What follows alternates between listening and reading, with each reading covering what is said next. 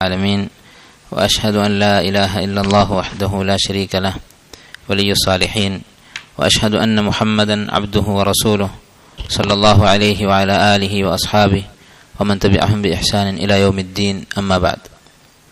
കഴിഞ്ഞ ദിവസം നമ്മൾ അബൂബക്കർ അസ്സിദ്ദീഖ് റളിയല്ലാഹു അൻഹുവിൻ്റെ ചരിത്രമാണ് വായിച്ചു തുടങ്ങിയത്. അദ്ദേഹം നബി സല്ലല്ലാഹു അലൈഹി വസല്ലമക്ക് വഹി കിട്ടിയ ഉടനെ വിശ്വസിച്ച ആദ്യകാലക്കാരിൽപ്പെട്ട ആളാണ്. അതുപോലെ തന്നെ ഇസ്ലാം സ്വീകരിച്ച മുതൽ അബൂബക്കർ റളിയല്ലാഹു അൻഹു ഇസ്ലാമിലേക്ക് ആളുകളെ ക്ഷണിക്കുമായിരുന്നു. അദ്ദേഹത്തിൻ്റെ കയ്യിലൂടെയാണ്, അദ്ദേഹം വഴിയാണ് സ്വർഗമുണ്ട് എന്ന് നബി സല്ലല്ലാഹു അലൈഹി വസല്ലമ പറഞ്ഞിട്ടുള്ള 10 പേരിൽ മറ്റ്6 പേരും ഇസ്ലാം സ്വീകരിച്ചത്. ഇക്കാര്യങ്ങളൊക്കെ നമ്മൾ പറഞ്ഞു. അദ്ദേഹം ഒരിക്കൽ നബി സല്ലല്ലാഹു അലൈഹി വസല്ലമയുടെ മുന്നിൽ നിന്ന് പ്രസംഗിക്കുന്ന സമയത്ത് മസ്ജിദുൽ ഹറാമിൽ വെച്ച് മുശ്രിക്കുകൾ അദ്ദേഹത്തെ ആക്രമിക്കുകയും അദ്ദേഹം മരിച്ചുപോയി എന്ന് വിചാരിക്കുന്ന പോലെ അത്രമാത്രം അദ്ദേഹത്തെ മർദ്ദിക്കുകയും ചെയ്തതായി ചരിത്ര ഗ്രന്ഥങ്ങളിൽ കാണാം. ഇക്കാര്യമാണ് നമ്മൾ അവസാനം പറഞ്ഞിട്ടുള്ളത്.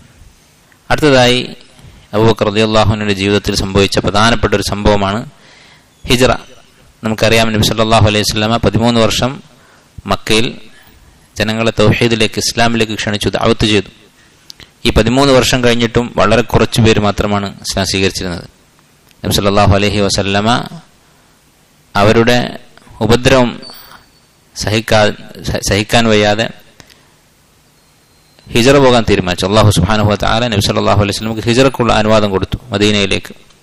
അതിനു മുമ്പ് മദീനയിൽ നിന്ന് ഒരു കൂട്ടം ആളുകൾ മക്കയിൽ ഹജ്ജിന് വരികയും ഇസ്ലാം സ്വീകരിക്കുകയും നബി സല്ലല്ലാഹു അലൈഹി വസല്ലമയെ മക്കയിൽ വെച്ച് കണ്ടുമുട്ടി ഇസ്ലാം സ്വീകരിക്കുകയും 70ഓളം ആളുകൾ അവർ നബി സല്ലല്ലാഹു അലൈഹി വസല്ലമയുമായി കരാർ ചെയ്തിരുന്നു. നിങ്ങൾക്കറിയാവുന്നതാണ്, മദീനയിൽ വന്നാൽ ഞങ്ങളുടെ സ്വന്തം കുടുംബത്തെ സംരക്ഷിക്കുന്നത് പോലെ മുസ്ലിമീങ്ങളെ, മക്കയിൽ നിന്ന് വരുന്ന മുഹാജിറുകളെ സംരക്ഷിക്കാം എന്ന് അവർ പ്രതിജ്ഞ ചെയ്തു. അതിനെ തുടർന്ന്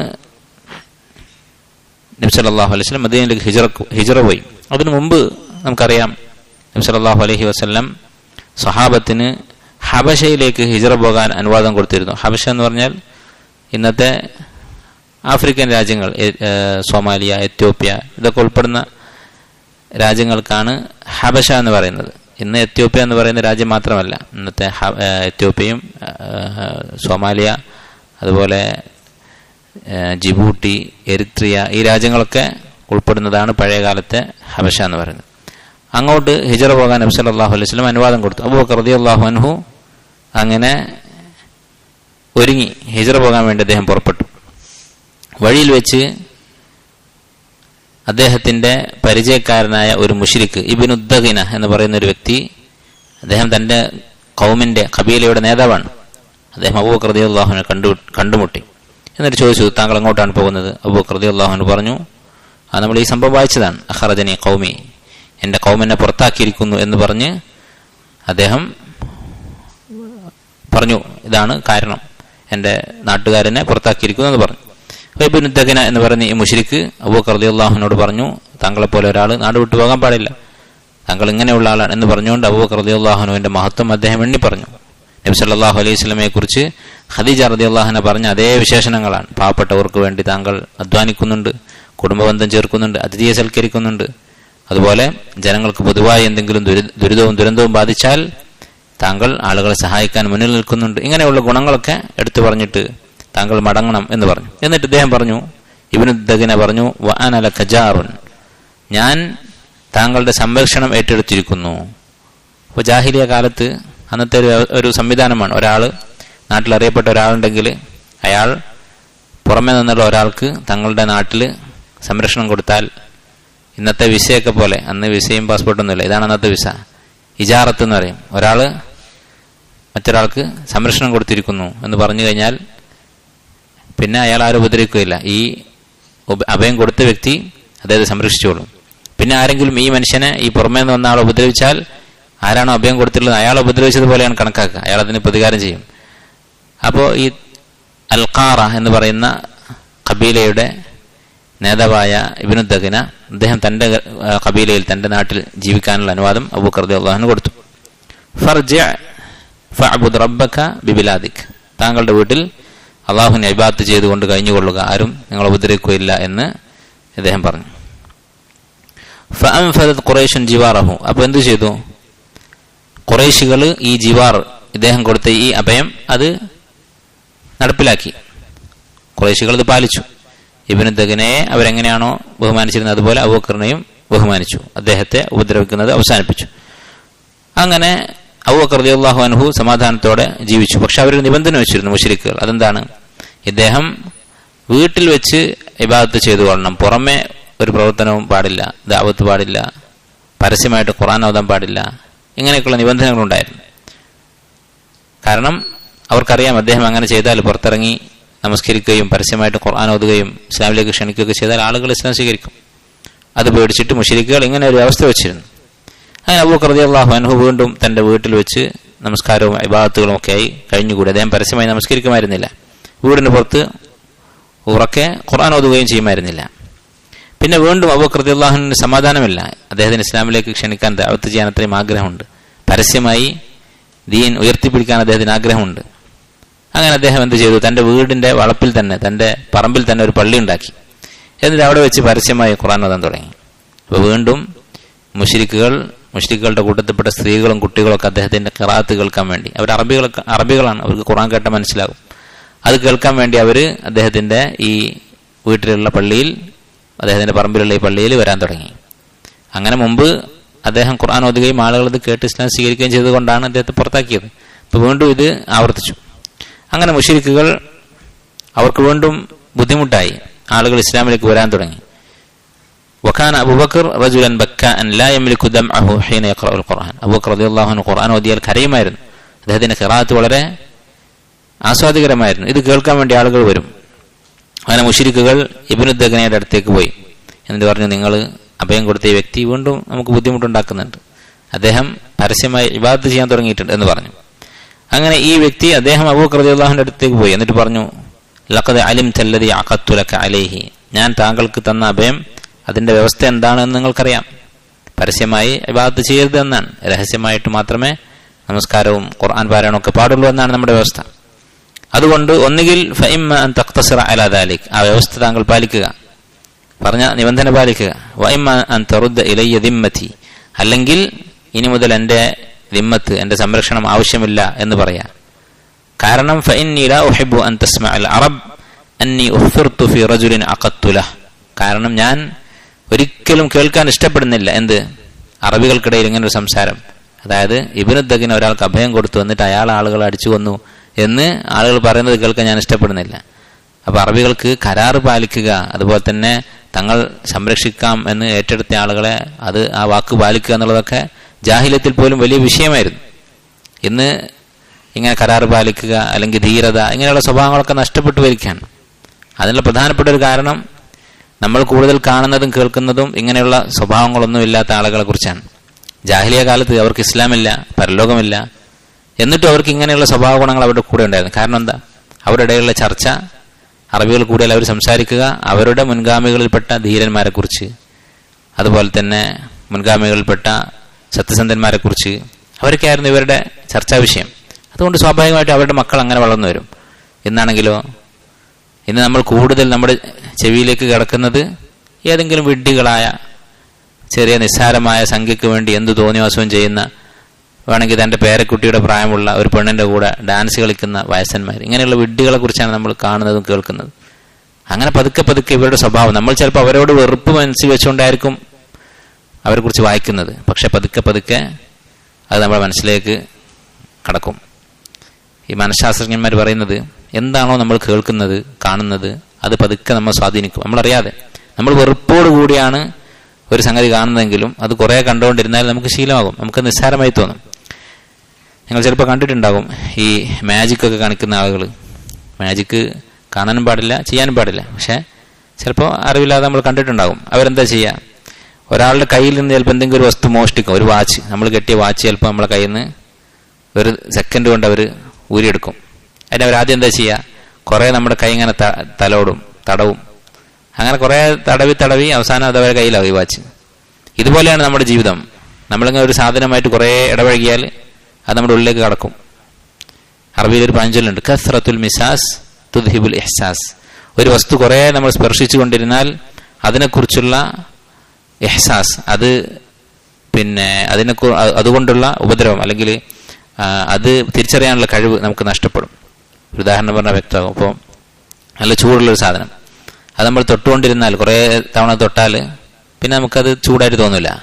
അതുപോലെ തണുപ്പുള്ള ഒരു സാധനം പെട്ടെന്ന് ഒരാൾ നല്ല തണുത്തൊരു ഐസ് കഷ്ണം കൊണ്ടുവന്ന് നമ്മുടെ കയ്യിൽ വെച്ചാൽ നമുക്ക് ഒരു ഷോക്കായിരിക്കും, പെട്ടെന്ന് നമ്മൾ ഞെട്ടും.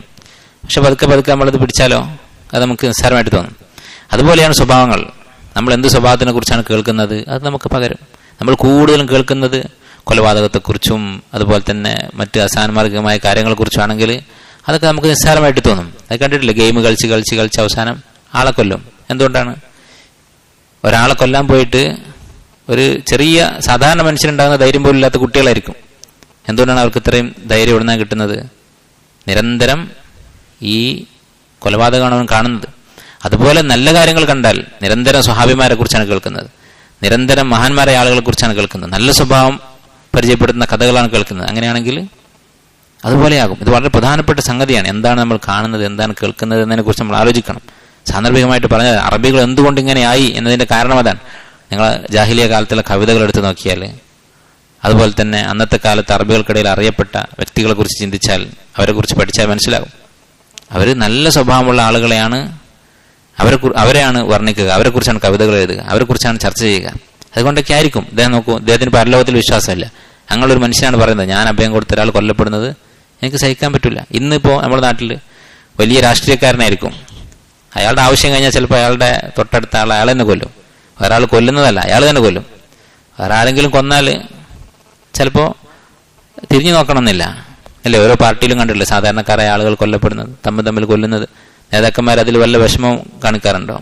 അഭിനയിക്കുന്നുണ്ടാവും ചിലപ്പോൾ മാധ്യമങ്ങളിലൊക്കെ. പക്ഷെ അവർക്കതൊരു വിഷയമല്ല. കാരണം ഉള്ളിൽ തട്ടിയ സ്വഭാവ ഗുണങ്ങൾ, ധീരത, മാന്യത, വിശ്വസ്തത, ഇതൊന്നും ഇന്ന് സമൂഹത്തിൽ വളരെ അപൂർവമായിട്ട് മാത്രമേ കാണുന്നുള്ളൂ. അപ്പൊ ഇബ്നു ദഗ്നക്ക് ഇത് വലിയ വിഷയമായിരുന്നു. അറബികൾ അങ്ങനെ പറയുന്നത് എനിക്ക് വലിയ അപമാനമാണ്, അത് ഞാൻ ഇഷ്ടപ്പെടുന്നില്ല. അതുകൊണ്ടാണ് അല്ലാഹു സുബ്ഹാനഹു വ തആല ഖുർആനിൽ പറഞ്ഞത്, വൈലുൽ ലികുല്ലി ഹുമസത്തിൽ ലുമസ അല്ലദി ജമഅ മാലൻ വഅദ്ദദ യഹ്സബു അന്ന മാലഹു അഖ്ലദ. എന്താണ്? പരസ്പരം പരിഹസിക്കുന്ന, അതുപോലെ പണം എണ്ണി ഇങ്ങനെ നോക്കുന്ന, കുറെ സമ്പാദിച്ച് പിശുക്കി അതിങ്ങനെ എണ്ണി നോക്കുന്ന ആളുകൾക്ക് നാശം എന്ന് പറഞ്ഞു. എന്നിട്ട് യഹ്സബു അന്ന മാലഹു അഖ്ലദ, ഈ മനുഷ്യൻ പണമുണ്ടാക്കി അത് എണ്ണി നോക്കി സ്വതക്ക ചെയ്യാതെ പൂട്ടിവെക്കുന്നവൻ, അവൻ വിചാരിക്കുന്നു അവന്റെ പണം അവനെ ശാശ്വതനാക്കുമെന്ന്. എന്താണ് അതിന്റെ അർത്ഥം? പിശുക്കന്മാരായ ആളുകൾ അവര് പിശുക്ക് കാണിക്കുന്ന എന്തിനാണ്? ഇവൻ വലിയ പണക്കാരനായിരുന്നു എന്ന് ഇവന്റെ മരണശേഷവും ആളുകൾ പറയാൻ വേണ്ടി. പണം ശാശ്വതനാക്കാന്ന് പറഞ്ഞാൽ എന്താ? കുറെ പണം ഉണ്ടായാൽ ഒരാൾ മരിക്കാതെ എന്നും ജീവിക്കുമോ? ഇല്ല, അങ്ങനെയൊന്നും ആരും വിശ്വസിക്കുന്നില്ല. അവർ വിശ്വസിക്കുന്നത് ഇവനൊരു പണക്കാരനായിരുന്നു എന്ന് എന്നെന്നും ആളുകൾ പറയും. അവന്റെ മരണശേഷവും അവന് നല്ല പേരുണ്ടായാൽ, കുറെ സമ്പാദിച്ച ആളാണ് എന്ന് നാട്ടുകാർ പറഞ്ഞാൽ അവൻ ജീവിച്ചിരിക്കുന്ന പോലെ തന്നെയാണ് എന്നായിരുന്നു അവരുടെ ധാരണ. അപ്പൊ മുശ്രിക്കുകൾ പോലും അവരുടെ മരണശേഷം നല്ലൊരു പേരുണ്ടാകണം, പണക്കാരൻ എന്നുള്ളത് വലിയ കാര്യമാണെന്ന് അവർ വിചാരിച്ചു. അപ്പൊ അവരവർ എന്തായിരുന്നു വലുതായി കണ്ടിരുന്നത് അത് എന്നെന്നും നിലനിൽക്കണം. അതുപോലെ തന്നെ ഒരു ചീത്തപ്പേര് തനിക്ക് ഉണ്ടാകരുത്. അല്ല, ഇയാളെ കൊല്ലപ്പെട്ടാൽ മരിച്ചു കഴിഞ്ഞാൽ ആൾക്കാർ പറയും പണ്ട് ഇങ്ങനെ ഒരാളുണ്ടായിരുന്നു, അയാൾ ഒരാൾക്ക് അഭയം കൊടുത്തിട്ട് അഭയം കൊടുക്കപ്പെട്ട ആളെ നാട്ടുകാർ കൊന്നു എന്ന് ആളുകൾ പറയും. അതൊക്കെ അവർക്ക് വളരെ മോശമായിരുന്നു. അബൂ സുഫിയാൻ റളിയല്ലാഹു അൻഹു, അദ്ദേഹത്തിന്റെ കഥ നിങ്ങൾ കേട്ടിരിക്കും, സഹീഹ് ബുഖാരിയുള്ള കഥയാണ്. അദ്ദേഹം നബി സല്ലല്ലാഹു അലൈഹി വസല്ലമയുടെ സ്വഹാബിമാര് ചിലര് എത്യോപ്യയിലേക്ക് ഹിജ്റ പോയപ്പോൾ അവിടെ പോയി കുഴപ്പമുണ്ടാക്കാൻ നോക്കി. അവിടെ പോയിട്ട് അവിടുത്തെ രാജാവായ നജ്ജാഷിയോട് ഇവര് നിങ്ങളുടെ നബിയായ അല്ലെങ്കിൽ നിങ്ങളുടെ ഇലാഹായ ഈസ അലൈഹിസ്സലാമിനെ കുറ്റം പറയുന്നവരാണ് എന്ന് പറഞ്ഞുകൊണ്ട് അവർ തമ്മിൽ തെറ്റിക്കാൻ നോക്കി. ആ സമയത്ത് ഈ ഭരണാധികാരി, അവിടുത്തെ രാജാവ്, അദ്ദേഹം അബൂ സുഫിയാനോട് ചോദിച്ചു കുറച്ച് ചോദ്യങ്ങൾ മുസ്ലിങ്ങളെ കുറിച്ച്, മുഹമ്മദിനെ കുറിച്ച് സല്ലല്ലാഹു അലൈഹി വസല്ലം. അപ്പൊ അബൂ സുഫിയാൻ സത്യമായിട്ടാണ് ഉത്തരം പറഞ്ഞത്. എന്തൊക്കെയാണ് മുഹമ്മദിന്റെ വാദങ്ങൾ എന്ന് ചോദിച്ചപ്പോൾ, അള്ളാഹുവിനെ മാത്രം ആരാധിക്കണം, കുടുംബബന്ധം ചേർക്കണം, ഇന്ന കാര്യങ്ങളൊക്കെയാണ് ഞങ്ങൾ ഇദ്ദേഹം പഠിപ്പിക്കുന്നതെന്ന് സത്യം പറഞ്ഞു. എന്താ കാരണം? അബൂ സുഫിയാൻ പറയുകയാണ്, ഞാൻ കളവ് പറഞ്ഞു എന്ന് ആളുകൾ സംസാരിക്കാതിരിക്കാൻ വേണ്ടി എന്റെ പേരിൽ ഒരു കളവ് രേഖപ്പെടുത്തുന്നത്, ആളുകളുടെ ഇടയിൽ അറിയപ്പെടുന്നത് ഞാൻ വെറുത്തു. ജാഹിലിയ കാലത്താണ്. ഹെറാക്ലിസ്, നജാശിയല്ല, ഹെറാക്ലിസിന്റെ അടുത്ത് പോയിട്ട്. അപ്പോ ജാഹിലിയ കാലത്ത് പോലും അറബികൾ വലുതായി കണ്ടിരുന്ന സ്വഭാവങ്ങളായിരുന്നു സത്യസന്ധത, അതുപോലെ ധീരത, വാക്ക് പാലിക്കുക, ഇങ്ങനെയുള്ള കാര്യങ്ങൾ. അപ്പൊ ഇബ്നു ദഗ്ന അബൂബക്കർ റളിയല്ലാഹുവിനോട് ഇക്കാര്യം പറഞ്ഞു, ഒന്നുകിൽ ഞാൻ പറഞ്ഞത് കേൾക്കുക, അല്ലെങ്കിൽ താങ്കൾക്ക് തന്ന അഭയം അത് തിരിച്ചു തരിക, അത് അവസാനിപ്പിക്കുക. ഫഖാൽ അബൂബക്കർ റളിയല്ലാഹു അൻഹു പറഞ്ഞു, ഇന്നി അർദു ഇലൈക ജിവാറക് വഅർള ബിജിവാരില്ലാ, നിങ്ങളുടെ സംരക്ഷണം എനിക്ക് വേണ്ട, അള്ളാഹുവിന്റെ സംരക്ഷണം മതി. അബൂബക്കർ അള്ളാഹുവിന്റെ ധീരത നോക്കും. വിശുദ്ധ ഖുർആൻ ഓതി ഇസ്ലാമിലേക്ക് ഞാൻ ആളുകൾ ക്ഷണിക്കും, അതിന്റെ പേരിൽ ഈ നാട്ടുകാരൊക്കെ കൂടി ഒരു പ്രാവശ്യം നാട്ടിൽ നിന്ന് പുറത്താക്കിയതാണ്. ഇനി വീണ്ടും അവർ വരാൻ സാധ്യതയുണ്ട്. ഒരു പ്രാവശ്യം അടികിട്ടി രക്തം വാർന്ന് മരിച്ചു എന്ന ആളുകൾ പറഞ്ഞതാണ്. എന്നാൽ തിരക്കേടില്ല, അള്ളാഹുവിന്റെ സംരക്ഷണം മതി എന്ന് പറഞ്ഞുകൊണ്ട് അദ്ദേഹം മറുപടി പറഞ്ഞു. അങ്ങനെ അബൂബക്കർ റളിയല്ലാഹു അൻഹു പിന്നെയും ഉപദ്രവങ്ങളുണ്ടായി മുശ്രിക്കുകളുടെ ഭാഗത്ത് നിന്ന്. അവസാനം നബി സല്ലല്ലാഹു അലൈഹി വസല്ലം മദീനയിലേക്ക് ഹിജ്റ പോകാൻ അനുവാദം കൊടുത്തു. ആ ഹിജ്റയെ കുറിച്ച് ഇൻഷാ അല്ലാഹ് വിശദമായി പിന്നീട് വരുന്നുണ്ട്. അപ്പൊ ഈ സംഭവം, അതായത് ഇബ്നു ദഗ്നയുടെ സംഭവം, അദ്ദേഹം അഭയം കൊടുത്തതും പിന്നീട് അത് തിരിച്ചെടുത്തതും ഒക്കെ സ്വഹീഹ് ബുഖാരിയിലുള്ള സ്വഹീഹായ സംഭവമാണ്. ഇനി അബൂബക്കർ റളിയല്ലാഹുവിന്റെ ചില മഹത്വങ്ങൾ ഹദീസിന്റെ ഗ്രന്ഥങ്ങളിൽ നമുക്ക് കാണാൻ സാധിക്കും. അദ്ദേഹത്തിന്റെ ഏറ്റവും വലിയ മഹത്വം എന്താണ്? നബി സല്ലല്ലാഹു അലൈഹി വസല്ലമക്ക് ഏറ്റവും ഇഷ്ടമുള്ള വ്യക്തിയായിരുന്നു അബൂബക്കർ റളിയല്ലാഹു അൻഹു. സാധാരണ ഒരു മനുഷ്യനെ കുറിച്ചല്ല നമ്മൾ പറയുന്നത്. അബൂബക്കർ എന്നുള്ള മനുഷ്യൻ നബി സല്ലല്ലാഹു അലൈഹി വസല്ലമ ഏറ്റവും കൂടുതൽ ഇഷ്ടപ്പെട്ടുള്ള പുരുഷനാണ്. അയ്യുന്നാസി അഹബ്ബു ഇലൈക്, അങ്ങേക്ക് ഏറ്റവും ഇഷ്ടമുള്ളത് ആരെയാണ് എന്ന് ചോദിച്ചപ്പോൾ നബി സല്ലല്ലാഹു അലൈഹി വസല്ലം പറഞ്ഞു ആയിഷ റളിയല്ലാഹു അൻഹയാണ്. വമിനർ റിജാൽ, പുരുഷന്മാരിൽ ആരെയാണ് ഇഷ്ടമെന്ന് ചോദിച്ചപ്പോൾ അബൂഹ, അവരുടെ ഉപ്പ അഥവാ അബൂബക്കർ റളിയല്ലാഹു അൻഹു എന്ന് നബി സല്ലല്ലാഹു അലൈഹി വസല്ലം പറഞ്ഞു. അതുപോലെ നബി സല്ലല്ലാഹു അലൈഹി വസല്ലമക്ക് ഏറ്റവും ഇഷ്ടമുള്ള ഭാര്യ ആയിഷയായിരുന്നു, അബൂബക്കർ റളിയല്ലാഹുവിന്റെ മകളായിരുന്നു. അപ്പോൾ അതും അദ്ദേഹത്തിന്റെ ഒരു മഹത്വം തന്നെയാണ്. ഇത്രയും മഹത്വമുള്ള ഒരു മനുഷ്യൻ ഈ ഉമ്മത്തിലില്ല. നബി സല്ലല്ലാഹു അലൈഹി വസല്ലം കഴിഞ്ഞാൽ പിന്നെ അബൂബക്കർ റളിയല്ലാഹു അൻഹുവിന്റെ മഹത്വമുള്ള ഒരാളുമില്ല. അതുകൊണ്ടാണ് നബി സല്ലല്ലാഹു അലൈഹി വസല്ലം പറഞ്ഞത്, ഇമാം ബുഖാരി ഉദ്ധരിച്ചിട്ടുള്ള സ്വഹീഹായ ഹദീസിൽ, വലൗ കുൻതു മുത്തഖിദൻ മിൻ ഉമ്മത്തി ഖലീലൻ, എൻ്റെ ഉമ്മത്തിൽ ഞാനൊരു ഖലീലിനെ സ്വീകരിക്കുമായിരുന്നെങ്കിൽ, ഖലീൽ എന്ന് പറഞ്ഞാൽ ഏറ്റവും അടുത്ത സുഹൃത്ത്, അപ്പൊ ഏറ്റവും അടുത്ത ഒരു സുഹൃത്തിനെ ഞാൻ സ്വീകരിക്കുമായിരുന്നെങ്കിൽ ലത്തഖൽതു അബൂബക്രിൻ, അബൂബക്കറിനെ ഞാൻ എൻ്റെ ഖലീലാക്കുമായിരുന്നു. വലാകിൻ അഖി വസാഹിബി, പക്ഷെ ഞാൻ ആ സ്ഥാനം, ഖലീൽ എന്നുള്ള സ്ഥാനം കൊടുക്കുന്നില്ല. അഖി വസാഹിബി, എൻ്റെ സഹോദരനും എൻ്റെ സുഹൃത്തുമാണ് അബൂബക്കർ എന്ന് നബി സല്ലല്ലാഹു അലൈഹി വസല്ലം പറഞ്ഞു. അപ്പം എന്തുകൊണ്ടാണ് ഖലീൽ എന്നുള്ള സ്ഥാനം അബൂബക്കർ റളിയല്ലാഹു അൻഹു കൊടുക്കാതിരുന്നത്? കാരണം അല്ലാഹു സുബ്ഹാനഹു വ തആല മുഹമ്മദ് നബി സല്ലല്ലാഹു അലൈഹി വസല്ലമയെ ഖലീലാക്കിയിട്ടുണ്ട്. ഖലീൽ എന്ന് പറഞ്ഞാൽ അങ്ങേയറ്റത്ത് സ്നേഹമുള്ള ആളെന്നാണ്. അള്ളാഹുവിന് രണ്ട് ഖലീലുമാരുണ്ട്, മുഹമ്മദ് നബി സല്ലല്ലാഹു അലൈഹി വസല്ലമയും ഇബ്രാഹിം അലൈഹിസ്സലാം. അപ്പോൾ ആ സ്ഥാനം അള്ളാഹു തനിക്ക് തന്നതുകൊണ്ട് ആ പേര് ഞാൻ പറയുന്നില്ല, അബൂബക്കർ റളിയല്ലാഹുവിന്റെ കാര്യത്തിൽ ഖലീൽ എന്ന് പറയുന്നില്ല. പക്ഷേ അഖി വസാഹിബി, എൻ്റെ അടുത്ത സുഹൃത്തും എൻ്റെ സഹോദരനുമാണ് എന്ന് നബി സല്ലല്ലാഹു അലൈഹി വസല്ലം പറഞ്ഞു. അതുപോലെ തന്നെ സിദ്ദീഖ് എന്ന് വിളിച്ചിട്ടുണ്ട് എന്ന കാര്യം നമ്മൾ മുമ്പ് പറഞ്ഞതാണ്. ഉസ്ബുത്ത് ഉഹദ് മലയെ വിളിച്ചുകൊണ്ട് നബി സല്ലല്ലാഹു അലൈഹി വസല്ലം പറഞ്ഞു, നീ വിറക്കാതെ ഉറച്ചു നിൽക്കുക, കാരണം ഫഇന്നമ അലൈക, നിന്റെ മുകളിൽ കയറിയിരിക്കുന്നത് നബിയ്യുൻ വസിദ്ദീഖുൻ വശഹീദാൻ, ഒരു നബിയും ഒരു സിദ്ദീഖും രണ്ട് ശുഹദാക്കളുമാണ് എന്ന് പറഞ്ഞു. അതുപോലെ സ്വർഗമുണ്ട് എന്ന് പറയപ്പെട്ട 10 പേരിൽ ഒന്നാമത്തെ ആളാണ്. പല പ്രാവശ്യം നബി സല്ലല്ലാഹു അലൈഹി വസല്ലമ അബൂബക്കർ റളിയല്ലാഹു അൻഹു സ്വർഗത്തിലാണെന്ന് പറഞ്ഞിട്ടുണ്ട്. 1-2 പ്രാവശ്യമല്ല, പല ഹദീസുകൾ ആവർത്തിച്ച് പറഞ്ഞിട്ടുള്ള കാര്യമാണ്. അതുപോലെ തന്നെ അബൂബക്കർ റളിയല്ലാഹു അൻഹു മറ്റൊരു മഹത്വം, നബി സല്ലല്ലാഹു അലൈഹി വസല്ലമക്ക് വഹി കിട്ടിയ അന്നു മുതൽ മരിക്കുന്നത് വരെ നബി സല്ലല്ലാഹു അലൈഹി വസല്ലമയുടെ കൂടെ നിന്ന ആളാണ് അബൂബക്കർ റളിയല്ലാഹു അൻഹു. യാത്രയിൽ പോലും നബി സല്ലല്ലാഹു അലൈഹി വസല്ലം ഒരു യാത്ര പോയിട്ടുണ്ടെങ്കിൽ ആ യാത്രയിൽ കൂടെ ഉണ്ടാകും, വീട്ടിലാണെങ്കിൽ വീട്ടിലുണ്ടാകും. എപ്പോൾ മാത്രമാണ് അദ്ദേഹം വിട്ടുനിന്നിട്ടുള്ളത്? ഹജ്ജിന് വേണ്ടി, അതുപോലെ യുദ്ധത്തിന് വേണ്ടി ചിലപ്പോൾ നബി സല്ലല്ലാഹു അലൈഹി വസല്ലം അബൂബക്കർ റളിയല്ലാഹു അൻഹു അനുവാദം കൊടുത്തു. നബി സല്ലല്ലാഹു അലൈഹി വസല്ലം പോകാത്ത ചില യുദ്ധങ്ങൾക്ക് അബൂബക്കർ റളിയല്ലാഹു അൻഹു പറഞ്ഞയച്ചിട്ടുണ്ട്. അതുപോലെ ഹജ്ജിന് നമുക്കറിയാം, ഹിജ്റ 8-ാം വർഷമാണ് ഹജ്ജ് നിർബന്ധമാക്കിയത്. മക്ക ഫത്ഹായി ഹജ്ജ് നിർബന്ധമാകുന്നത്. അടുത്ത വർഷം ഹിജ്റ 9-ലാണ് അബൂബക്കർ റളിയല്ലാഹു അൻഹു ഹജ്ജ് ചെയ്യുന്നത്. അപ്പോൾ നബി സല്ലല്ലാഹു അലൈഹി വസല്ലമ ഹജ്ജിന് അമീറായി പറഞ്ഞയച്ചത് അബൂബക്കർ റളിയല്ലാഹു അൻഹുവിനെയാണ്. ആദ്യത്തെ ഹജ്ജ് ഇസ്ലാമിന്റെ ചരിത്രത്തിൽ മുഹമ്മദ് നബി സല്ലല്ലാഹു അലൈഹി വസല്ലമയുടെ സഹാബത്തിന്റെ ആദ്യത്തെ ഹജ്ജിന്റെ അമീറായിട്ട് അബൂബക്കർ റളിയല്ലാഹു അൻഹുവിനെയാണ് പറഞ്ഞയച്ചത്.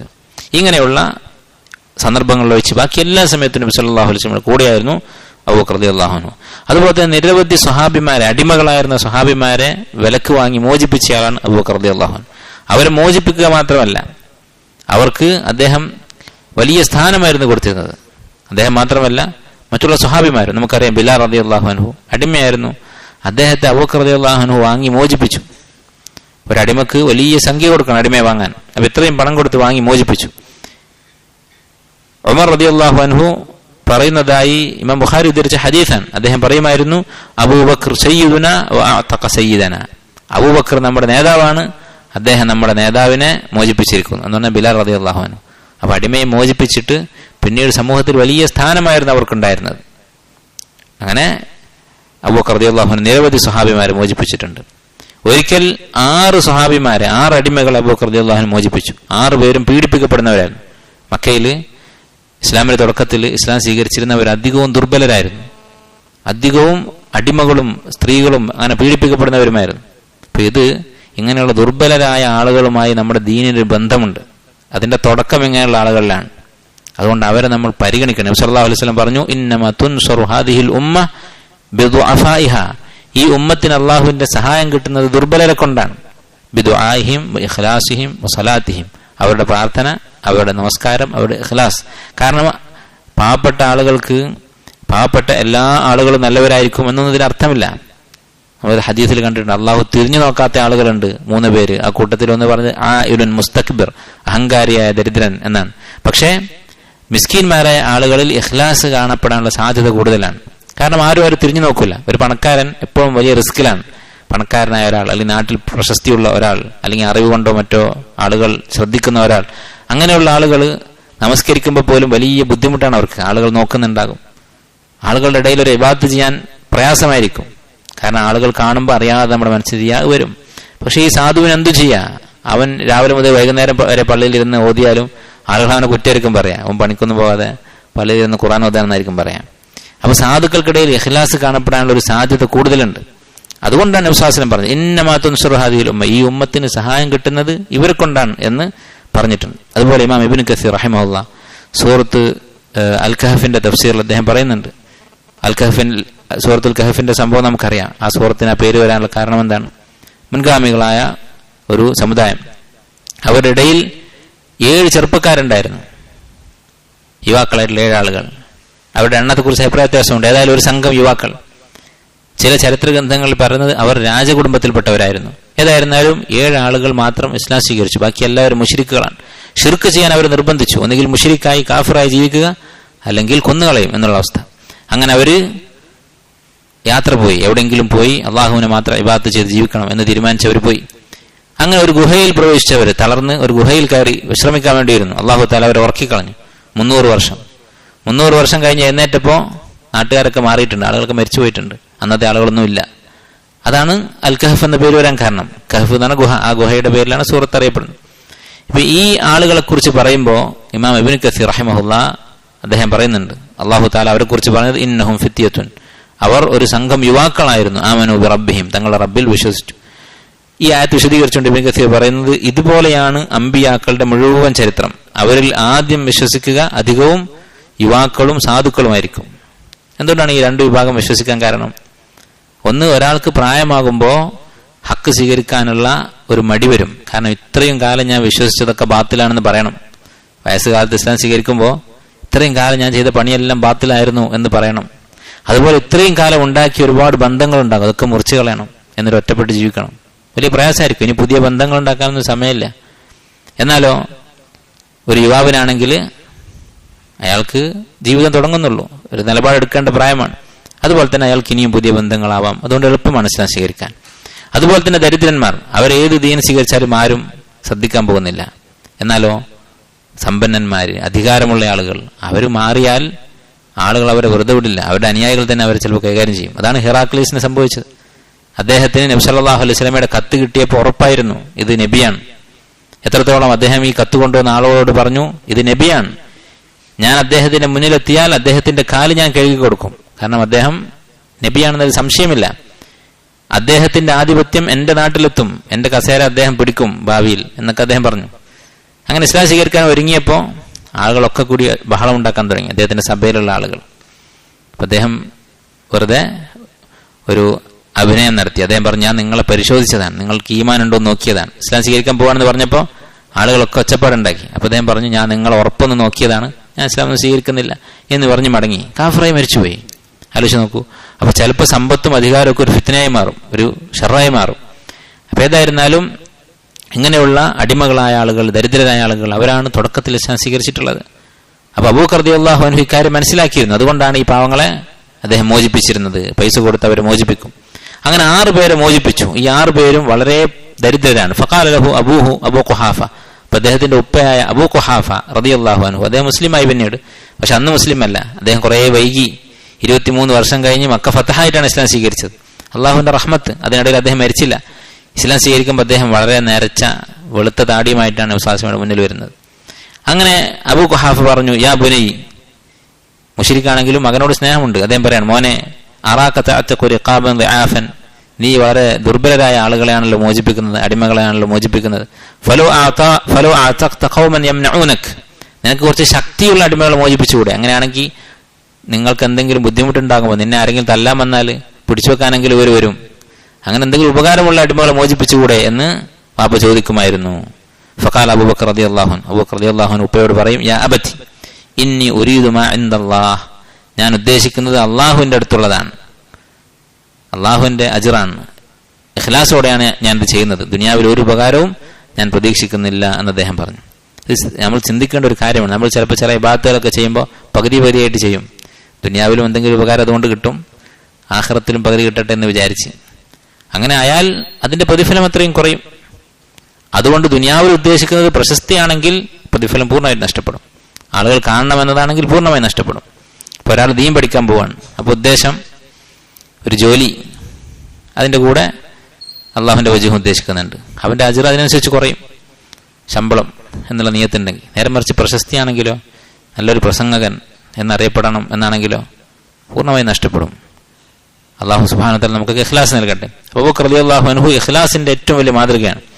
അതുപോലെ തന്നെ അദ്ദേഹത്തിന്റെ ജീവിതത്തിലെ വലിയ മാതൃകയായിട്ടുള്ള മറ്റൊരു കാര്യമാണ് ഇസ്രാഇന്റെ രാത്രി അദ്ദേഹം പറഞ്ഞ വാക്ക്. നമുക്കറിയാം, അള്ളാഹു സുബ്ഹാനഹു വ തആല മുഹമ്മദ് നബി സല്ലല്ലാഹു അലൈഹി വസല്ലമയെ മക്കയിൽ നിന്ന് ഷാമിലേക്ക്, ഫലസ്തീനിലേക്ക് കൊണ്ടുപോയി. അവിടെ നിന്ന് 7ാം ആകാശത്തേക്ക് ഉയർത്തി സിദ്റത്തുൽ മുൻതഹ, സ്വർഗത്തിൽ പ്രവേശിച്ചു നബി സല്ലല്ലാഹു അലൈഹി വസല്ലം. സ്വർഗത്തിന്റെ തുടക്കം സിദ്റത്തുൽ മുൻതഹ എന്ന് പറയുന്ന മരം, അവിടെ എത്തിയിട്ടുണ്ട്. അല്ലെ, ചിലപ്പോൾ ചില നിരീശ്വരവാദികളും യുക്തിവാദികളൊക്കെ ചോദിക്കും, നിങ്ങൾ ആരെങ്കിലും സ്വർഗത്തിൽ പോയി വന്നിട്ടുണ്ടോ? സ്വർഗത്തിൽ പോയി വന്നിട്ടുണ്ട് നബി സല്ലല്ലാഹു അലൈഹി വസല്ലം. അങ്ങനെയുള്ള ജീവിതത്തിൽ കളവ് പറഞ്ഞതായിട്ട് ഒരാളും ആരോപിച്ചിട്ടില്ലാത്ത ഒരാളാണ് റസൂലുള്ളാഹി സ്വല്ലല്ലാഹു അലൈഹി വസല്ലം. അദ്ദേഹം സ്വർഗത്തിന്റെ ഈ തുടക്കമായ സിദ്റത്തുൽ മുൻതഹയുടെ അടുത്തെത്തി എന്ന് പറയുന്നത് അല്ലാഹു തആലയാണ് ഖുർആനിൽ ഇതുപോലെ ഒരു ഗ്രന്ഥം കൊണ്ടുവരാൻ വെല്ലുവിളിച്ചിട്ടുള്ള, ഇതുവരെ അതിനാർക്കും സാധിച്ചിട്ടില്ലാത്ത ഈ കിതാബിലാണ് പറയുന്നത്. പിന്നെന്താണ് നമ്മുടെ വിശ്വാസത്തിന് ഒരു കുറവ്? നമ്മൾ അത് തന്നെയാണ് വിശ്വസിക്കുന്നത്.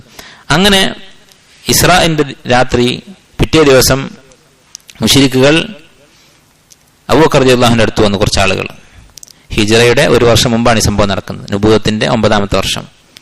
അങ്ങനെ അബൂബക്കർ റളിയല്ലാഹുവിന്റെ അടുക്കൽ വന്നു. അതിനു മുമ്പ് ഒരു സംഭവം നടന്നിട്ടുണ്ട്. ഈ ഇസ്രാ മിഅ്റാജ് കഴിഞ്ഞതോടുകൂടി കുറെ ആളുകൾ മുർത്തദ്ദായിപ്പോയി. ആലോചിച്ച് നോക്കൂ, കുറച്ചാളുകളെ മുസ്ലിമായിട്ടുള്ളൂ മക്കയിൽ. അവർ പീഡനം സഹിക്കുന്ന ആളുകളാണ്, ഇസ്ലാമിന് വേണ്ടി ത്യാഗം സഹിച്ചവരാണ്. പക്ഷേ മിഅ്റാജ് എന്ന് പറയുന്ന സംഭവം ഉണ്ടായിട്ടുണ്ട് എന്ന് പറഞ്ഞപ്പോൾ ചില ആളുകൾക്ക് വിശ്വാസം വന്നില്ല. അങ്ങനെ അവരത് നിഷേധിച്ചു, കാഫിറായിപ്പോയി. അപ്പോൾ നമ്മൾ പേടിക്കേണ്ടതിന്, നമ്മുടെ ഈമാൻ എന്ന് പറഞ്ഞാൽ അത് മരണം വരെ നമ്മുടെ കൂടെ ഉണ്ടാകുമെന്ന് യാതൊരു ഉറപ്പുമില്ല. അതിന്റെ കാര്യത്തിൽ ഒരു പേടി നമുക്ക് വേണം. അങ്ങനെ അബൂബക്കർ റളിയല്ലാഹുവിന്റെ അടുത്ത് അവർ വന്നു. എന്നിട്ട് അവർ പറഞ്ഞു, ഹല്ലക ഇലാ സാഹിബിക്, നിന്റെ കൂട്ടുകാരൻ പറഞ്ഞ വിവരം നീ അറിഞ്ഞോ? യസ്ഉമു അന്നഹു ഉസ്രിയ ബിഹി ലൈലത ഇലാ ബൈത്തുൽ മഖ്ദിസ്, ഇന്നലെ രാത്രി ബൈത്തുൽ മഖ്ദിസിൽ പോയി വന്നു എന്നാണ് പറയുന്നത്. നമ്മളൊന്നും ആ രംഗത്ത് ഇല്ലാത്തത് കൊണ്ടാണ്. അത് നമ്മുടെ മുന്നിൽ സംഭവിക്കുകയാണെങ്കിൽ വലിയൊരു വെല്ലുവിളി തന്നെയാണ്. നമ്മുടെ കൂടെ നടക്കുന്ന ഈ വ്യക്തി പറയുന്നത് ഇന്നലെ രാത്രി ബൈത്തുൽ മഖ്ദിസിൽ പോയി വന്നു. ഒട്ടകവും കുതിരയും മാത്രമുള്ള കാലത്താണ് ഈ പറയുന്നത്. 1 മാസം ദൂരമുണ്ട് ബൈത്തുൽ മഖ്ദിസിലേക്ക്. അപ്പൊ അബൂബക്കർ റളിയല്ലാഹു ചോദിച്ചു, അവഖാല ദാലിക്, അദ്ദേഹം അങ്ങനെ പറഞ്ഞോ എന്ന് ചോദിച്ചു. ഖാലു നഅം, അവർ പറഞ്ഞു അതെ. ചിലപ്പോൾ അവർ പ്രതീക്ഷിച്ചിട്ടുണ്ടാവും ഇയാളും മാറാൻ പോവാണെന്ന്. അത് കേട്ടപ്പോ അദ്ദേഹം പറഞ്ഞു, ലഇൻ കാന ഖാല ദാലിക ലഖദ് സദഖ്, അത് പറഞ്ഞിട്ടുണ്ടെങ്കിൽ സത്യമായിരിക്കും എന്ന് പറഞ്ഞു അബൂബക്കർ റളിയല്ലാഹു അൻഹു. അപ്പോൾ അവർ ചോദിച്ചു, ഖാലു അതുസദ്ദിഖൂനഹു അന്നഹു ദഹബ ലൈലത ഇലാ ബൈത്തുൽ മഖ്ദിസ് വജാഅ ഖബ്ല അൻ യുസ്ബിഹ്, രാത്രി ഇശാ കഴിയുന്നത് വരെ ഇവിടെ ഉണ്ടായിരുന്നു, അത് കഴിഞ്ഞിട്ട് പോയി സുബഹിയായപ്പോൾ തിരിച്ചെത്തി എന്ന് പറയുന്നത് നീ വിശ്വസിക്കുകയാണോ എന്നവർ ചോദിച്ചു. അബൂബക്കർ റളിയല്ലാഹു അൻഹു പറഞ്ഞു, നഅം, കാരണം ഇന്നി ലഉസദ്ദിഖുഹു ഫീമാ ഹുവ അബ്അദ് മിൻ ദാലിക്, അതിലും വലുത് ഞാൻ വിശ്വസിച്ചിട്ടുണ്ട്. അബൂബക്കർ റളിയല്ലാഹു അൻഹു ഈമാൻ നോക്കൂ, അത് ഉള്ളിൽ തട്ടി ഈമാനാണ്. ആകാശത്ത് പോയി വന്നു എന്ന് പറഞ്ഞാൽ അതിൽ എത്രമാത്രം ബുദ്ധിമുട്ടുണ്ടോ ഈമാൻ ഇല്ലാത്ത ഒരാൾക്ക്? അതിനേക്കാൾ വലിയൊരു കാര്യം ഞാൻ വിശ്വസിച്ചിട്ടുണ്ട്. അതെന്താണ്? ഉസദ്ദിഖുഹു ബിഖബരി സമാഇ ഫി ഗുദ്വത്തിൻ ഔ റൗഹ. ഓരോ ദിവസവും രാവിലെയും വൈകുന്നേരവും ആകാശത്ത് നിന്ന് വഹി വരുന്നുണ്ട് എന്ന കാര്യം ഞാൻ വിശ്വസിക്കുന്ന ആളാണ്. പിന്നെന്താണ് ഇത് വിശ്വസിക്കാൻ പ്രയാസം എന്ന് പറഞ്ഞു. അപ്പോൾ ഈമാൻ ദലീലോടുകൂടി ആഴത്തിൽ ചിന്തിച്ച് മനസ്സിൽ പതിഞ്ഞ ഒരാൾക്ക് ഏത് ഫിത്നയുടെ മുന്നിലും ഉറച്ചു നിൽക്കാൻ സാധിക്കും. അല്ലെ, ഇപ്പൊ യുക്തിക്ക് ചേരുന്നില്ല എന്ന് പറഞ്ഞ് പല ഹദീസുകളും പരിഹസിക്കുന്നവർ, കളിയാക്കുന്നവർ, അവരോടൊക്കെ നമുക്ക് പറയാനുള്ള ഇതാണ്, ഇതിനേക്കാളൊക്കെ വലുത് നമ്മൾ വിശ്വസിക്കുന്നുണ്ട്. അല്ലെ, പല കാര്യങ്ങളും ഇത് ശാസ്ത്രം തെളിയിച്ചിട്ടുണ്ടോ, അതുണ്ടോ, ഇതുണ്ടോ എന്ന് ചോദിക്കുന്ന ആളുകളോട് അതിനേക്കാളൊക്കെ എത്രയോ വലിയ കാര്യമാണ് ഓരോ ദിവസവും നബി സല്ലല്ലാഹു അലൈഹി വസല്ലം അടുത്തേക്ക് ജിബ്രീൽ അലൈഹിസ്സലാം വരുന്നു, വഹി കൊടുക്കുന്നു എന്ന കാര്യം അത് ഞാൻ വിശ്വസിച്ചിട്ടുണ്ട്. ഫലിദാലിക സുമ്മിയ അബൂബക്കർ അസ്സിദ്ദീഖ്. അങ്ങനെയാണ് അബൂബക്കർ അസ്സിദ്ദീഖ് എന്ന പേര് വന്നത്. ഈ സംഭവം ഷെയ്ഖ് അൽബാനി റഹിമഹുല്ലാ അദ്ദേഹം സിൽസിലത്ത് സ്വഹീഹയിൽ സ്വഹീഹാക്കിയുള്ളതാണ്. അതുപോലെ അടുത്ത വലിയ സംഭവം, അദ്ദേഹത്തിന്റെ ജീവിതത്തിലുണ്ടായ വലിയൊരു സംഭവമാണ് നബി സല്ലല്ലാഹു അലൈഹി വസല്ലമയുടെ കൂടെയുള്ള ഹിജ്റ. നമുക്കറിയാം, ഹിജ്റ എന്ന് പറഞ്ഞാൽ അത് വലിയ ഒരു ദുർഘടമായ യാത്രയായിരുന്നു, വലിയ റിസ്ക് ഉള്ളൊരു യാത്രയായിരുന്നു. എന്താണ്? നബി സല്ലല്ലാഹു അലൈഹി വസല്ലമയെ കൊല്ലാൻ മുശ്രിക്കുകൾ പ്രഖ്യാപിച്ചിട്ടുണ്ട്. കിട്ടിയാൽ കൊന്നുകളയണം, കൊന്നാൽ കൊന്നയാൾക്ക് നഷ്ടപരിഹാരം മുശ്രിക്കുകൾ കൊടുത്തോളും. ജാഹിലിയ കാലത്തും കൊലപാതകത്തിന് ശിക്ഷയുണ്ട്. ആ നിലക്ക് നോക്കിയാൽ ഇന്നും പല രാജ്യങ്ങളിലുള്ള അവസ്ഥയേക്കാൾ മെച്ചമായിരുന്നു ജാഹിലിയ കാലത്ത്. ഒരാളെ കൊന്നാൽ 100 ഒട്ടകമാണ് നഷ്ടപരിഹാരം. 100 ഒട്ടകം എന്ന് പറഞ്ഞാൽ വലിയ സംഖ്യയാണ്, അത്രയും കൊടുക്കണം. അപ്പൊ അത്രയും ഗൗരവം രക്തത്തിന് അവർ കൊടുത്തിട്ടുണ്ടായിരുന്നു. നമ്മൾ ജാഹിലിയ കാലത്ത് അനാവശ്യമായ യുദ്ധങ്ങളുണ്ടായിരുന്നു, പ്രശ്നങ്ങളുണ്ടായിരുന്നു എന്ന് പറഞ്ഞാലും അവിടെ ഇങ്ങനെ ഒരു നിയമം ഉണ്ടായിരുന്നു. ഒരാളെ കൊന്നാൽ, അന്യായമായി കൊന്നാൽ 100 ഒട്ടകം കൊടുക്കണം. യുദ്ധത്തിൽ അവർ പരസ്പരം കൊല്ലും, അതിന് നഷ്ടപരിഹാരമൊന്നുമില്ല. പക്ഷെ യുദ്ധമില്ലാതെ സമാധാനം ഉള്ള സമയത്ത് രക്തത്തിന് അവിടെ സംരക്ഷണം ഉണ്ടായിരുന്നു. അന്യായമായി കൊന്നാൽ 100 ഒട്ടകം കൊടുക്കണമായിരുന്നു. അപ്പൊ ഈ സംഖ്യ ഞങ്ങൾ കൊടുത്തുകൊള്ളാം എന്ന് പറഞ്ഞിട്ട് ഓഫർ ഉണ്ട്, ഇപ്പൊ ഒന്നും പേടിക്കണ്ട, ധൈര്യമായിട്ട് കൊല്ലാം. ആ സമയത്ത് അബൂബക്കർ റളിയല്ലാഹു അൻഹു ആണ് നബി സല്ലല്ലാഹു അലൈഹി വസല്ലമയുടെ കൂടെ ഹിജ്റക്ക് ഒരുങ്ങുന്നത്. അപ്പോൾ വധശിക്ഷ വിധിക്കപ്പെട്ട ഒരാളുടെ കൂടെയുള്ള ഒരു യാത്രയാണ്. അല്ലാഹു സുബ്ഹാനഹു വ തആല പറഞ്ഞു, സാനിയ സ്നൈൻ, 2 പേരായിട്ട് അവർ യാത്ര ചെയ്ത സന്ദർഭം. ഇദ്ഹുമാ ഫിൽ ഗാർ, അവര് ആ ഗുഹയിൽ കയറിയപ്പോൾ, ഗുഹ എന്ന് പറഞ്ഞാൽ മദീനയിലേക്കുള്ള വഴിയിൽ ഗാറു സൗർ, സൗർ ഗുഹ എന്ന് പറയുന്ന ഒരു ഗുഹയിൽ അവര് ഒളിച്ചിരുന്നു. ഇദ് യഖൂലു ലിസാഹിബിഹി, അദ്ദേഹം തന്റെ കൂട്ടുകാരനോട് പറഞ്ഞു, നബി സല്ലല്ലാഹു അലൈഹി വസല്ലം അബൂബക്കർ റളിയല്ലാഹുവിനോട് പറഞ്ഞു. അപ്പോൾ നോക്കൂ, അബൂബക്കർ റളിയല്ലാഹുവിനെ കുറിച്ച് ഖുർആനിൽ പല സ്ഥലത്തും പറഞ്ഞിട്ടുണ്ട്, പേരില്ല എന്നേ ഉള്ളൂ. നേരത്തെ നമ്മൾ പറഞ്ഞു ഒരായത്ത്, ഏതായിരുന്നത്? വല്ലദീ ജാഅ ബിസ്സിദ്ഖി വസദ്ദഖ ബിഹി ഉലൈക ഹുമുൽ മുത്തഖൂൻ. അത് നബിയെയും അബൂബക്കർ റളിയല്ലാഹുവിനെ കുറിച്ചുമാണ് എന്ന് തഫ്സീറിൽ വന്നിട്ടുണ്ട്. അവരെ കുറിച്ച് മാത്രമല്ല, പക്ഷെ അബൂബക്കർ റളിയല്ലാഹുവിനെ അവിടെ ഉദ്ദേശിക്കുന്നുണ്ട്. സത്യം കൊണ്ടുവന്നവനും അതിനെ സത്യപ്പെടുത്തിയവനും അവരാണ് മുത്തഖീങ്ങൾ, അത് നബിയും അബൂബക്കറുമാണ് സല്ലല്ലാഹു അലൈഹി വസല്ലം റളിയല്ലാഹു അൻഹു എന്ന് മുഫസ്സിരിങ്ങൾ പറഞ്ഞിട്ടുണ്ട്. അതുപോലെ പറഞ്ഞ സന്ദർഭമാണിത് സൂറത്ത് തൗബയിൽ 40-ാമത്തെ ആയത്ത്. ഇത് ഖാല ലിസാഹിബി ഇത് യഖൂലു ലിസാഹിബിഹി, അബൂബക്കർ റളിയല്ലാഹുവിനോട് മുഹമ്മദ് നബി സല്ലല്ലാഹു അലൈഹി വസല്ലം പറഞ്ഞു, ലാ തഹ്സൻ ഇന്നല്ലാഹ മഅന, താങ്കൾ ദുഃഖിക്കേണ്ടതില്ല, അള്ളാഹു നമ്മുടെ കൂടെയുണ്ട്. അപ്പോൾ മുശ്രിക്കുകൾ കൊല്ലണം എന്ന് പ്രഖ്യാപിച്ചിട്ടുള്ള നബിയുടെ കൂടെയാണ് അദ്ദേഹം ഹിജ്റ പോകുന്നത്. ഹിജ്റ പോകുന്നു എന്ന് മാത്രമല്ല, നബി സല്ലല്ലാഹു അലൈഹി വസല്ലം തന്നെ കൂടെ കൂട്ടുമെന്ന് അറിഞ്ഞപ്പോൾ സന്തോഷം കൊണ്ട് അബൂബക്കർ റളിയല്ലാഹു അൻഹു കരഞ്ഞുപോയി എന്നാണ് പറയുന്നത്. ആലോചിച്ച് നോക്കൂ, സ്വന്തം ഭാര്യയെയും മക്കളെയും മക്കത്തിട്ടാണ് പോകുന്നത്. അവരെ മുശ്രിക്കുകൾ കൈകാര്യം ചെയ്യാൻ സാധ്യതയുണ്ട്. തന്റെ ജീവൻ അപകടത്തിലാണ്, കൊല്ലപ്പെടാൻ സാധ്യതയുള്ള ഒരാളുടെ കൂടെയാണ് പോകുന്നത്. ആ സമയത്ത് അദ്ദേഹം സന്തോഷം കൊണ്ട് കരഞ്ഞു എന്നാണ്. അപ്പൊ ദീനിന് വേണ്ടി എന്ത് ത്യാഗവും ചെയ്യാൻ അദ്ദേഹം തയ്യാറായിരുന്നു അബൂബക്കർ റളിയല്ലാഹു തആല അൻഹു. അദ്ദേഹം ഹിജ്റ പോകുന്ന സമയത്ത് തന്റെ മുഴുവൻ സ്വത്തുമായിട്ടാണ് പോയത്. നബി സല്ലല്ലാഹു അലൈഹി വസല്ലമക്ക് ഖിദ്മത്ത് ചെയ്യാൻ, മദീനത്ത് നബി സല്ലല്ലാഹു അലൈഹി വസല്ലമക്ക് വേണ്ടി ചെലവഴിക്കാൻ അദ്ദേഹം തന്റെ മുഴുവൻ സ്വത്തും എടുത്ത് ഭാര്യയും മക്കളെയും മക്കത്ത് ഒറ്റയ്ക്ക് വിട്ടിട്ടാണ് ഹിജ്റ പോകുന്നത്. അങ്ങനെ നബി സല്ലല്ലാഹു അലൈഹി വസല്ലമയുടെ കൂടെ കൂടിയതിനാൽ ഇദ്ദേഹത്തിനും മുശ്രിക്കുകൾ വധശിക്ഷ വിധിച്ചു. അദ്ദേഹത്തെയും കണ്ടെടുത്ത് വെച്ച് കൊല്ലണമെന്ന് മുശ്രിക്കുകൾ പറഞ്ഞു. അതൊന്നും അബൂബക്കർ റളിയല്ലാഹു അൻഹുവിന് യാതൊരു കൂസലും ഉണ്ടാക്കിയില്ല. അദ്ദേഹം ഹിജ്റ പുറപ്പെട്ടു. ഹിജ്റ പോകുന്ന സന്ദർഭത്തെക്കുറിച്ച് ഹദീസിൽ കാണാം. അവർ രണ്ടുപേരും ഇങ്ങനെ മുന്നോട്ട് പോകുമ്പോൾ നബി സല്ലല്ലാഹു അലൈഹി വസല്ലമയുടെ മുന്നിൽ കുറച്ച് സമയം അബൂബക്കർ റളിയല്ലാഹു അൻഹു പോകും, പിന്നെ കുറച്ച് കാത്തു നിൽക്കും. നബി സല്ലല്ലാഹു അലൈഹി വസല്ലം മുന്നിൽ കടക്കാൻ വേണ്ടി കാത്തു നിൽക്കും. കുറച്ച് സമയം പിന്നിലായിട്ട് അദ്ദേഹം പോകും. അപ്പോൾ നബി സല്ലല്ലാഹു അലൈഹി വസല്ലം ചോദിച്ചു, യാ അബൂബക്കർ മാ ലക തംശി സഅതൻ ബൈന യദയ്യ വസഅതൻ ഖൽഫി, കുറച്ചു നേരം എൻ്റെ മുന്നിലും കുറച്ചു നേരം പിന്നിലുമായിട്ടാണല്ലോ നിങ്ങൾ നടക്കുന്നത്, അതെന്താണെന്ന് ചോദിച്ചു. ഫഖാല, അദ്ദേഹം പറഞ്ഞു, യാ റസൂലല്ലാഹ്, അല്ലാഹുവിന്റെ റസൂലേ, അദ്കുറു ത്വലബ് ഫഅംശി ഖൽഫക്, താങ്കളെ പിടിക്കാൻ പിന്നാലെ ആരെങ്കിലും വരുമോ? മുശ്രിക്കുകൾ അന്വേഷിച്ച് നടക്കാൻ, ആരെങ്കിലും പിന്നാലെ വരുമോ എന്ന് പേടി തോന്നും. അപ്പൊ ഞാൻ താങ്കളുടെ പിന്നിൽ നിൽക്കും.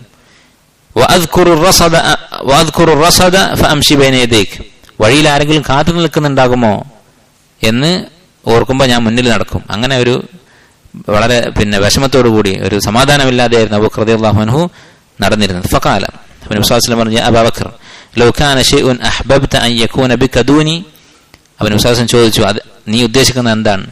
ആരെങ്കിലും നമ്മളെ കൊല്ലാൻ വരികയാണെങ്കിൽ, എന്തെങ്കിലും അപകടം ഉണ്ടാവുകയാണെങ്കിൽ അത് താങ്കൾക്ക് പറ്റിക്കോട്ടെ, എനിക്ക് പറ്റരുത് എന്നാണോ താങ്കൾ ഉദ്ദേശിക്കുന്നത്? അബൂബക്കർ റളിയല്ലാഹു അൻഹു പറഞ്ഞു, നഅം, അതെ, വല്ലദീ ബഅസക ബിൽ ഹഖ്, ഹക്കുമായി താങ്കളെ പറഞ്ഞയച്ചവൻ അഥവാ അല്ലാഹുവാണ് സത്യം. മാ കാനത് ലിതകൂന മിൻ മുലിമ്മ ഇല്ല അൻ തകൂന ബിദൂനക്. എന്തെങ്കിലും സംഭവിക്കുകയാണെങ്കിൽ, ഈ യാത്രക്കിടയിൽ എന്തെങ്കിലും അപകടം ഉണ്ടാവുകയാണെങ്കിൽ അതെനിക്കേ പറ്റുകയുള്ളൂ, താങ്കൾക്ക് അത് ബാധിക്കുകയില്ല എന്ന് പറഞ്ഞു.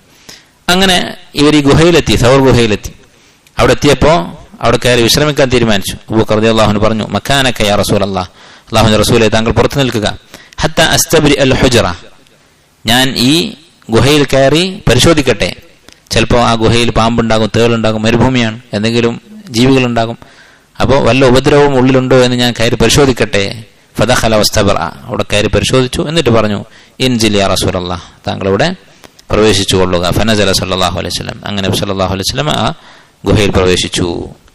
ഈ സംഭവം സ്വഹാബത്തിനിടയിൽ അറിയപ്പെട്ട സംഭവമായിരുന്നു. ഇമാം ഹാക്കിം റഹിമഹുല്ല അദ്ദേഹത്തിന്റെ അൽ മുസ്തദറഖ് അല സഹീഹൈൻ എന്നുള്ള കിതാബിൽ ഉദ്ധരിച്ചിട്ടുള്ളതാണ്. ഈ സംഭവം പറഞ്ഞ് സ്വഹാബത്ത് ചർച്ച ചെയ്യുമായിരുന്നു ഹിജ്റയുടെ ഈ യാത്ര. എന്നിട്ട് ഉമർ റളിയല്ലാഹു അൻഹു പറഞ്ഞു, ഈ സംഭവം ഒരിക്കൽ ചർച്ച ചെയ്ത് സംസാരിച്ചതിന് ശേഷം ഉമർ റളിയല്ലാഹു അൻഹു പറഞ്ഞു, വല്ലദീ നഫ്സി ബിയദിഹി, എന്റെ ആത്മാവാരുടെ കയ്യിലാണ്, അഥവാ അല്ലാഹുവാണ് സത്യം, ലതിൽകൽ ലൈല, ആ ഒരൊറ്റ രാത്രി, ആ ഗുഹയിൽ അവർ കഴിഞ്ഞ രാത്രി, അല്ലെങ്കിൽ ആ ഹിജ്റയുടെ യാത്രയിൽ അബൂബക്കർ റളിയല്ലാഹു അൻഹു കഴിച്ചുകൂട്ടിയ ആ സമയം, ഖൈറും മിൻ ആലി ഉമർ, ഉമറും കുടുംബവും ചെയ്തിട്ടുള്ള എല്ലാ അമലുകളെക്കാളും അഫ്ളലാണ്. അപ്പോൾ ഹിജ്റ പുറപ്പെട്ട ഈ യാത്രയിൽ അബൂബക്കർ റളിയല്ലാഹു അൻഹു ചെയ്ത ആ ത്യാഗം, ജീവൻ നഷ്ടപ്പെടാൻ സാധ്യത ഉണ്ടായിട്ടും അദ്ദേഹം ചെയ്ത ഈ ത്യാഗം, അത് മതി അബൂബക്കർ റളിയല്ലാഹു അൻഹുവിന്റെ ഒരു മഹത്വമായി, ഫضലായി എന്ന് ഉമർ ഇബ്നു ഖത്താബ് റളിയല്ലാഹു അൻഹു പറയാറുണ്ടായിരുന്നു. ഇതൊക്കെ അദ്ദേഹത്തിന്റെ ചില മഹത്വങ്ങളാണ്. ഇനിയും ഇൻഷാ അല്ലാഹ് ചില സംഭവങ്ങൾ ബാക്കിയുണ്ട്, അടുത്ത ദിവസം നമുക്ക് വായിക്കാം ഇൻഷാ അല്ലാഹ്. വല്ലാഹു തആല അലം. വസല്ലല്ലാഹു വസല്ലം അലാ നബിയിന മുഹമ്മദ് വഅലാ ആലിഹി വഅസ്ഹാബിഹി അജ്മഈൻ.